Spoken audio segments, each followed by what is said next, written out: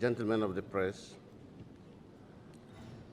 update on the illegal interruption of collation of Edo State governorship election results. The collation process was violently interrupted in several local government areas across the state. In Edo South local government, collation process was stopped in Oredo and Okpabaha and Ego and moved illegally to the state headquarters of the State Independent National Electoral Commission, INEC, in Benin on the instruction of the Assistant Inspector General of Police in complete breach of the statutory collation process. Affected party agents and representatives were then ordered to converge on the INEC headquarters in Adowa, Okpoba local government area for completion of the collation exercise. Upon arrival, agents of the PDP were not allowed into INEC state office for the exercise. On the other hand, agents of the APC were allowed unfettered access into the INEC premises to in the collation process.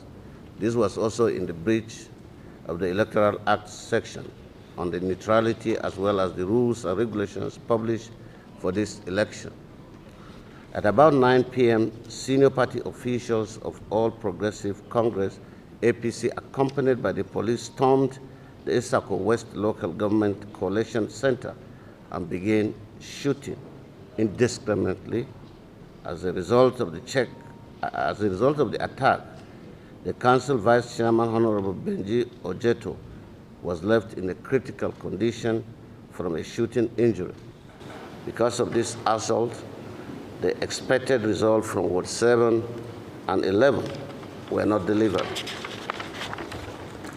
At the INEC State Office at Kilometer 2 along Garrison, at Kilometer 2 along Garrison barricade was created by the police to condone off access, thereby restricting movement in the area. It took the protest of Governor Obaseki to make an entry into the state INEC office and register the displeasure of the PDP with the irregularities of the collation process. At the point of the truncation of the collation exercise, these are the results that have been collated. 1. Esan Central, APC 8,618, PDP 10,990. Esan Northwest, APC, Northeast, APC 10,648, PDP 12,512, S22. Esan Southeast, APC 8,398, PDP 14,199. Esan West, APC 12,952, PDP 11,004. Egwebin, APC 5,407, PDP 8,470. Esako Central, APC 10,990, PDP 8,611 and 18. Oriomo, APC 16,059, PDP 16,614. Ovia Northeast, APC 13,225, PDP 15,311. Ovia Southwest, APC 10,150, PDP 10,260. Owan West, APC 12,277, PDP 11,284. Owan East, APC 19,380, PDP 14,189. Ohuode, APC 8,673, PDP 9,339. We thereby demand a restoration of the collation process in accordance with the Electoral Act and the INEC rules and regulations for this election. Any other illegal and unlawful actions going forward will be a violation of the will of the people and an abuse of the Electoral Act 2022. Thank you. Are we okay? It's calm. It's a calm. It's okay. I'd like to ask Your Excellencies, INEC is responding, and now let me read a quick paragraph from what INEC has responded. They said, disturbing report from our resident election on the threat to our office in Ikobaha local government area yesterday, resulting in a stampede in which one of our officials was injured. We are similarly disturbed by the overnight presence some political actors and supporters at our state head office ahead of the commencement of the final collation. These actions are uncalled for. Nobody should disrupt the process at any stage, and no one will be allowed to benefit from lawlessness. For the avoidance of doubt, the collation of the will proceed as provided by the Electoral Act 2022 and our regulations and guidelines for the conduct of election. There is a mechanism for redressing complaints during collation, including the power to review results. The Commission will not hesitate to invoke such powers where necessary. I have two questions, sir. It does look like the Executive Governor of the State is directly being addressed here in this statement. Your presence at the INEC office is seen as though you've done something unlawful. Would you like to react to that? And INEC is also saying that they will go ahead with what they have, and they're giving explanation for the reason why they took the result to the state office. I'd like you to be able to respond to those. Thank you very much. At about 1 a.m., I got a report that collation was supposed to have been moved to the INEC head office. I also got reports from our agents that PDP agents were not allowed into the collation process. At that point in time, I called the REC to find explanation as to what was going on. There was no response. I then went to INEC to seek to meet with the REC to try and understand what steps the INEC was taking to continue the process of collation. When I got in there at about 2 a.m., I did not see any collation taking place. And the REC refused to come out to explain what the situation was. Subsequently, the DIG police, Frank Kumba, then came in and had a meeting with me where I explained that if INEC was postponing or has stopped the collation process, then as part of their rules, they should inform the public or the citizens what next. As at 3 a.m., there was no information from INEC as to what was going on or what was going to happen next. It was subsequently after my insistence and meeting with Mr. Frank Kumba that INEC now released a statement about 5 a.m. this morning informing the public that collation process will start at 10 a.m. this morning. So my going there was essentially to obtain information from INEC because they had refused to put any information in the public domain as to what was going to happen with the collation process.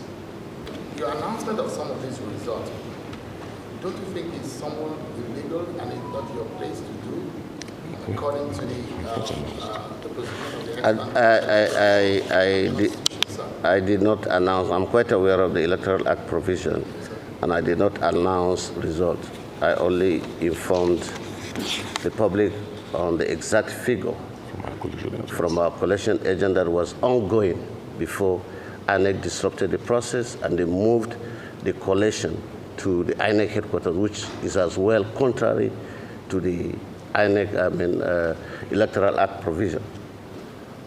So INEC should be accused of violating the Electoral Act, not me, because I have not announced any result. I only released figures that were ongoing as at the collation time that INEC stopped collation at these centers. Right. This song today sounds like one you sang before in your state. As a political party, what is your next line of action? It's quite unfortunate that in the 21st century, that all countries are moving forward with their electoral process. We're still moving backward. Powers that were not given to individuals were being exercised arbitrarily. REC is not supposed to collect results. He is supposed to conduct the election and oversee that the process is fair and free. Even at the local government and the ward coalition, he is not a coalition officer. Officers were designated to collect these results as provided by our Electoral Act. Your Excellencies, I want to find out, I'm going to go more from AIG. I want to find out what the next move now will be for the PDP, because it appears that INEC is proceeding with the collation of results at 10 a.m. this morning. I think it should be just a few minutes after 10. Is it the position of the party to boycott what is happening there? Are your party agents, state agents going to be there? Are you going to boycott it? What's the next line of action? Like we stated in our press release, our agents were prevented from even entering the center of the coalition, where they moved the local government coalition to the INEC headquarters. So we don't know if they will also allow our agents today. It has become clear now that we don't even have the powers to send our agents into the INEC coalition centers, because even if they do, they can be prevented from going in there.